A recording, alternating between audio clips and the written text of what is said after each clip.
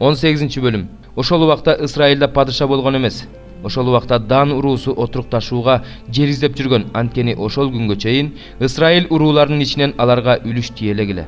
Жер чалып, жерди көрүп келиш үчүн Дан уулдары өз уруусунан Сора менен Эштаулдан 5 эр жүрөк кишини баргыла, жер чалып келгиле деп жиберишти.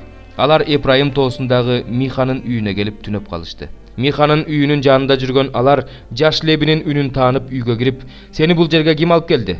Бул жерде эмне кылып жатасың? Эмне үчүн бул жерде жүрөсүң?" деп сурашты. Ал аларга "Миха мага муну тигини кылды. Мени жалдады. Мен анын ыйык кызмат кылуучусу болуп калдым" деп жооп берди. Алар ага "Биз алган багытта жолубуз болобу? Кудайдан сурач, билип алалы" дешти. Ыйык кызмат кылуучу аларга "Тынчтык менен бара бергиле. Силер бара жаткан жол Теңирдин алдында" деди. Ал 5 киши жүрүп отуруп Лаишке келди. Ал жерден Сидондуктарга окшоп тынч, бейкапар, эч нерседен камсынабай жашап жаткан элди көрдү. Ал жерде ыза кылып кордоо деген, үстөмдүк кылуу деген жок эле. Алар Сидондуктардан алыс жашап, эч ким менен эч кандай иштери жок эле. Анан алар Сора менен Эштаулга өз бир туугандарына кайтып келишти. Бир туугандары алардан "Кандай кабар менен келдиңер?" деп сурашты. Алар "Биз ал жерди көрдүк. Ал укмуштай сонун жер экен. Жүргүлө ал жерди басып алалы. Ойлонуп турбагыла, тезирээк баралы да ал жерди энчибизге алалы. Барганда эч нерседен камсынабай жаткан элди көрөсүңөр. Ал жер өтө кенен, аны Кудай колуңарга берип жатат. Ал жер эч нерседен кем эмес жер экен" дешти. Ошондо Дан уруусунан 600 эркек курал жарак асынып, Сора менен Эштаулдан жөнөп кетти. Алар Жүйүт жериндеги Кирият Жеаримге жетип, станы менен туруп калышты. Ошондуктан Кирият Жеаримдин батыш тарабындагы ал жерди бүгүнкү күнгө чейин Дан станы турган жер деп аташат. Ал жерден алар Эпрайым тоосуна бет алып Миханын үйүнө келишти. Лаиш жерин көрүүгө барган жанагы 5 киши өз бир туугандарына "Бул үйлөрдүн биринде эфод, терафим, жасалма кудай жана куюлуп жасалган буркан бар экенин билесиңерби? Демек эмне кылуу керек экендигин ойлонгула" дешти. Алар жаш Лебинин үйүнө, Миханын үйүнө киришип, анын ал жайын сурашты. Ал эми Дан уулдарынын курал жарак асынган 600 кишиси дарбазанын жанында турду. Чалганы барган 5 киши үйгө кирип, жасалма кудайды, эфодту, терафимди, куюлуп жасалган бурканды тартып алды. Ыйык кызмат кылуучу курал жаракчан 600 киши менен дарбазанын жанында турган. Алар Миханын үйүнө кирип, жасалма кудайды, эфодту, терафимди жана куюлуп жасалган бурканды алып жатышканда, ыйык кызмат кылуучу алардан "Эмне кылып жатасыңар?" деп сурады. Алар ага "Үнүңдү чыгарбай, колуң менен оозуңду басып, биз менен жүр. Бизге ата жана ыйык кызмат кылуучу бол.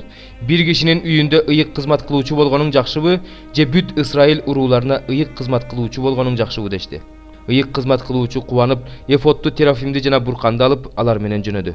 Алар жолго чыгышты. Аялдар менен балдарды, малды, оор жүктөрдү алдыга кое беришти. Алар Миханын үйүнөн узап кетишкенден кийин Миханын кошуналары чогулуп Дан уулдарынын артынан түшүштү. Алар Дан уулдарына кыйкырышты.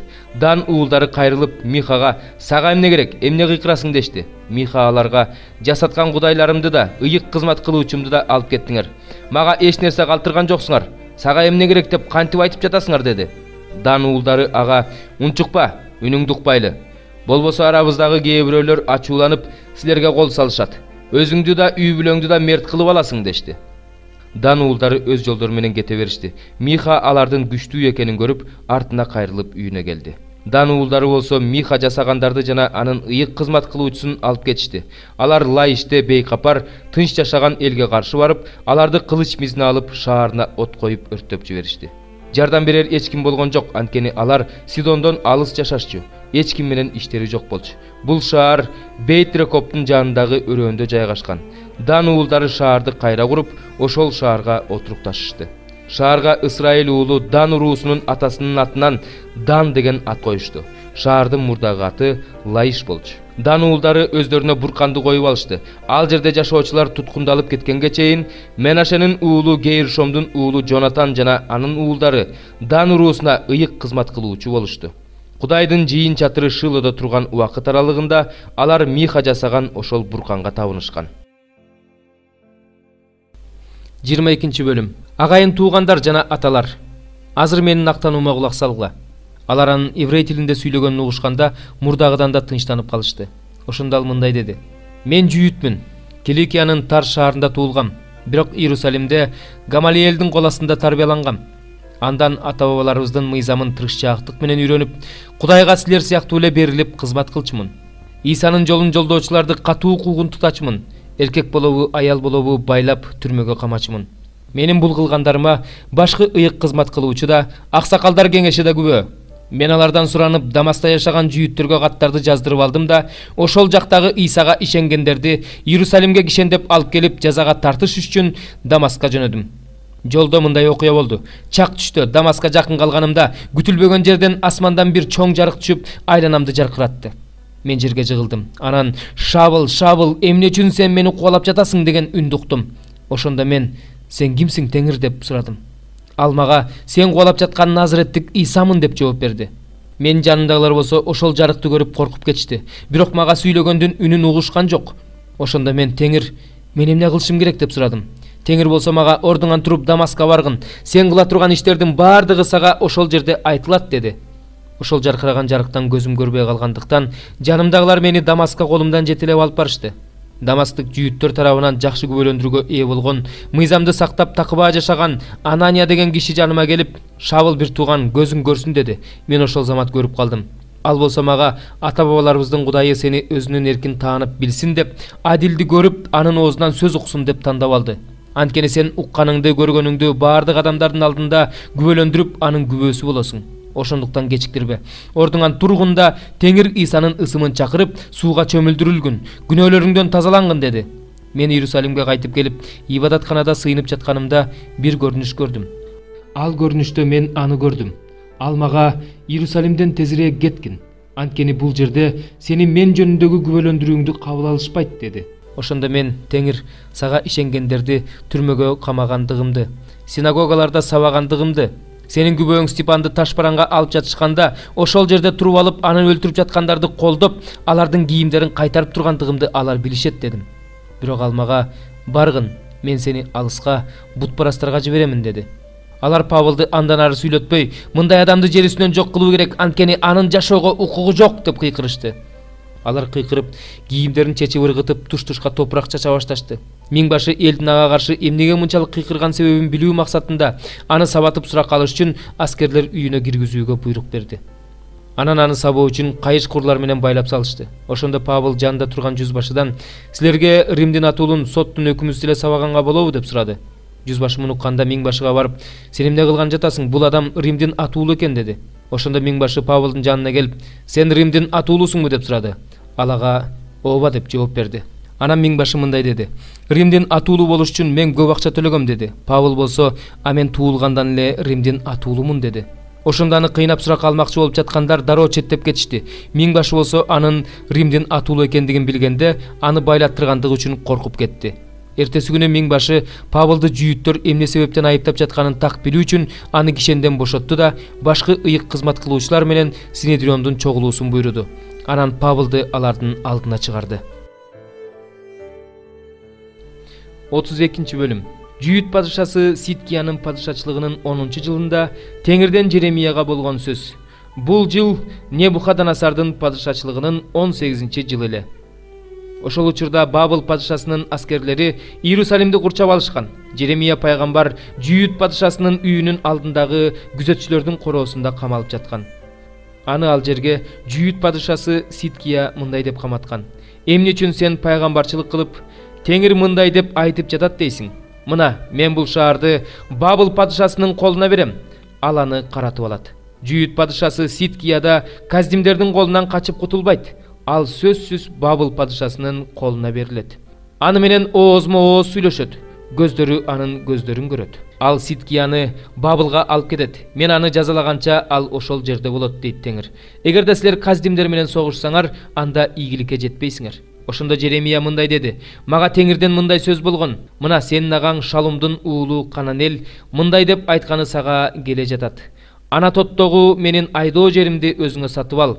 Анткени туугандык укук боюнча аны сен сатып алышың керек." Теңирдин сөзү боюнча агамдын уулу Кананел сакчылар турган короого келип, мага мындай деди: "Бенжамин жериндеги Анатоттогу менин айдоо жеримди сатып ал. Анткени сенин мураска ээ боло турган укугуң бар жана конун төлөп кайтарып алууга да укугуң бар. Аны өзүңө сатып ал." Ошондо мен бул Теңирдин сөзү экенин билдим. Ошентип мен Анатоттогу агамдын уулу Кананелден айдоо жер сатып алдым. Ага 7 шекел күмүш жана 10 күмүш тыйын тартып бердим. Муну китепке жазып мөөр басып койдум. Күбөлөрдү чакырып күмүштөрдү таразага тартып бердим.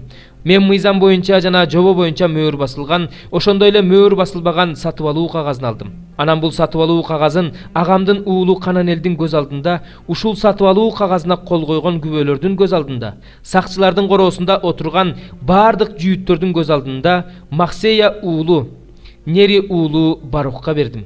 Алардын көз алдында Барухка тапшырып жатып мындай дедим: Исраилдин Кудайы Себайот Теңир мындай дейт: мына бул жазууларды мөөр басылган сатып алуу кагазында, мөөр басылбаган сатып алуу кагазында ал. Аларды чоп идишке салып кой, алар ошол идиште көп жылдарга сакталып турсун. Анткени Исраилдин Кудайы Себайот Теңир мындай дейт: бул жердеги үйлөр, айдоо жерлер жана жүзүм бактары кайрадан сатылып алынат. Сатып алуу кагазын Нейрия уулу Барухка бергенден кийин Теңирге сыйындым. О Кудай Теңир, сен асман менен жерди сунулган колуң, күчтүү билегиң менен жараткансың. Сен үчүн кыйын эч нерсе жок. Сен миңинчи тукумга чейин ырайым кыласың. Ата бабаларынын мыйзамсыздыгы үчүн алардан кийин төрөлгөн балдарын түбүнө жете жазалайсың. Ысымы Себайот Теңир болгон улуу, кудуреттүү Кудай. Сен кеңешиң менен улуусуң. Иштериң менен кудуреттүүсүң. Ар бир адамга жолдоруна жана иштеринин жемиштерине жараша тиешесин бериш үчүн адам баласынын бүт жолдоруна сенин көздөрүң ачык. Сен Мисир жеринде кереметтерди жана жышаандарды көрсөттүң. Сен аларды Исраилде жана бүт адамдар арасында бүгүнкү күнгө чейин көрсөтүп келе жатасың. Ошентип бүгүнкү күнү белгилүү болуп тургандай сен өзүңө ысым жасадың. Сен өз элиң Исраилди Мисир жеринен жышаандар менен, кереметтер менен, сунулган колуң, күчтүү билегиң менен зор коркунуч астында алып чыктың. Сен алардын ата бабаларына берем деп ант берген бал менен сүт аккан жерди аларга бердиң. Алар келип ал жерди ээлеп алышты. Бирок сенин үнүңдү угушкан жок, сенин мыйзамың менен жүрүшкөн жок. Аткарышсын деп осуяттаган нерселериңди аткарышкан жок. Мына ошон үчүн сен аларга ушул аламаттын баарын каптаттың. Мына аскерлер шаарды басып алыш үчүн кырдалган топурак менен кирип келишти. Кылычтан, ачарчылыктан, жугуштуу оорудан жапа чеккен шаар өзү менен согушуп жаткан каздимдердин колуна берилип жатат. Сен эмне айткан болсоң, ал орундалып жатат. Мына сен аны көрүп турасың. Сен болсо, Кудай Теңирим, шаар каздимдердин колуна берилип жатканына карабастан, мага күмүшкө өзүңө айдоо жер сатып ал, күбөлөрдү чакыр дедиң. Ошондо Жеремияга Теңирден сөз болду: мен ар бир адамдын Кудай Теңиримин. Мен үчүн кыйын нерсе барбы? Ошондуктан Теңир мындай дейт: мына мен бул шаарды каздимдердин жана Бабыл падышасы Небухаднасардын колуна салып берип жатам. Ал аны каратып алат. Ошондо бул шаарды курчап алган каздимдер шаарга кирип аны өрттөшөт. Шаарды жана үйлөрдү өрттөшөт. Ал үйлөрдүн чатырында мени каардантыш үчүн Баалга арнап жыпар жыттуу заттар түтөтүлгөн жана бөтөн элдин кудайларына арналып куюлуучу курмандыктар куюлган. Анткени Исраил уулдары менен Жүйүт уулдары менин көз алдымда жаш күнүнөн баштап жамандык кана кылып келишкен. Исраил уулдары өз колдору менен жасаган нерселери менен мени каардантып кана келишти, дейт Теңир. Бул шаар өзүнүн курулган күнүнөн тартып бүгүнкү күнгө чейин менин каарым үчүн, ачуум үчүн жашап келе жаткандай, ошондуктан мен аны өзүмдүн жүзүмдөн четке кагам. Мен аны Исраил уулдары менен Жүйүт уулдарынын, алардын падышаларынын, төрөлөрүнүн, ыйык кызмат кылуучуларынын, пайгамбарларынын, Жүйүттүн эркектери менен Иерусалим тургундарынын мени каардантыш үчүн жасаган бардык кыянат иштери үчүн четке кагам. Алар мага жүзүн бурбастан аркасын салышты. Мен аларды үйрөткөм, таңзаардан үйрөткөм, бирок алар менин акыл насаатымды кабыл алгылары келген жок. Алар менин ысымым менен аталган үйгө өздөрүнүн жийиркеничтүү нерселерин коюп, аны булгашты. Молохтун урматына өздөрүнүн уулдары менен кыздарын отко өрттөш үчүн алар Ином уулдарынын өрөөнүндө Баалга арнап буткана орнотушту. Мен аларга аны буйруган эмесмин. Жүйүттү күнөөгө батырыш үчүн алар ушундай жийиркеничтүү иштерди кылат деп мен ойлогон эмесмин. Силер бул шаар тууралуу, бул шаар Бабыл падышасынын колуна кылыч менен, ачкачылык менен, жугуштуу оору менен салынып берилет деп жатасыңар. Бирок Исраилдин Кудай Теңири азыр мындай дейт: мен аларды каарданып турганымда, ачууланып турганымда, аябай жаалданып турганымда, кайсы өлкөлөргө чачыратып жиберсем, ошол өлкөлөрдөн кайрадан чогултуп, бул жерге алып келип коопсуз жашоо берем. Алар менин элим болушат. Мен болсо алардын Кудайы болом. Өздөрүнө жакшы болсун деп жана өздөрүнөн кийинки балдарына жакшы болсун деп, өмүрү өткөнчө менден коркуп жүрүшсүн деп, аларга бир жүрөк, бир жол берем. Мен алар менен түбөлүк келишим түзөм.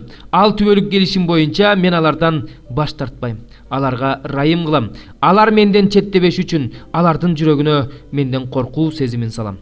Аларга райым кылганыма кубанам. Аларды бул жерге чын жүрөгүм менен, жан дилим менен бекем отургузам. Анткени Теңир мындай дейт: мен бул элге ушул чоң алааматты кандай каптатсам, алар жөнүндө өзүм айткан бүт жакшылыкты ошондой каптатам. Ошондо силер бул жер элсиз, малсыз, эрмечөл, ал каздимдердин колуна берилген деп айткан бул жердин айдоо талааларын сатып алышат. Бенжамин жериндеги, Иерусалимдин айланасындагы, Жүйүт шаарларындагы, тоолордун үстүндөгү шаарлардагы, түздүктөгү шаарлардагы, түштүктөгү шаарлардагы талааларды күмүшкө сатып алып, кагазга жазып, мөөр басып, күбөлөрдү чакырышат. Анткени алардын туткундарын кайра алып келем, дейт Теңир. Забур. 1 Забур. Ыймансыздардын кеңешине барбаган, күнөөкөрлөрдүн жолунда турбаган, бузулгандардын жыйынында отурбаган адам бактылуу. Бирок анын эрки Кудайдын мыйзамында, анын мыйзамы тууралуу ал күнү түнү ойлонот. Ошондо ал суу боюна отургузулган, мөмөсүн өз маалында берген, жалбырагы соолубаган дарактай болот. Ал эмне иш кылбасын бардык ишинде ийгиликке жетишет. Ыймансыздар мындай эмес, алар шамал сапырган топурактай. Ошондуктан ыймансыздар сотто туруштук бере алышпайт. Ошондой эле күнөөкөрлөр адилеттүүлөрдүн жыйынында отура алышпайт. Анткени Теңир адилеттүүлөрдүн жолун билет, ал эми ыймансыздардын жолу жок болот. 2 Забур. Элдер эмне үчүн дүрбөлөңгө түшүп жатышат? Уруулар эмне үчүн ишке ашпай турган нерсени ойлоп жатышат? Жер жүзүнүн падышалары каршы чыгып жатышат. Төрөлөр да чогулуп Теңирге каршы жана анын майланганына каршы кеңешип жатышат. Алардын чынжырларын үзүп таштайбыз. Алардын бизге салган кишендерин түшүрүп таштайбыз деп жатышат. Аларга асманда жашоочу күлөт. Аларды Теңир маскара кылат. Ошондо ал аларга ачуусу келип турганда айтат: өзүнүн жаалы менен аларды дүрбөлөңгө түшүрөт. Мен өзүмдүн падышамды ыйык тоом Сиондо майлагам. Өзүмдүн эркимди алдын ала кабарлайм. Теңир мага мындай деди: сен менин уулумсуң, мен бүгүн сенин атаң болдум. Менден сурасаң, мен сага элдерди мураска берем, бүт жерди энчиңе берем. Сен аларды темир таяк менен талкалайсың, аларды карапачынын иришиндей сындырасың. Ошондуктан падышалар, акылыңарга келгиле. Жер жүзүнүн башкаруучулары, үйрөнгүлө. Теңирге коркунуч менен кызмат кылгыла, титирөө менен кубангыла, уулун сыйлагыла. Болбосо ал каарданат, бара жаткан жолуңарда өлүп каласыңар. Анткени жакында анын каары кайнайт. Ага таянгандардын баары бактылуу.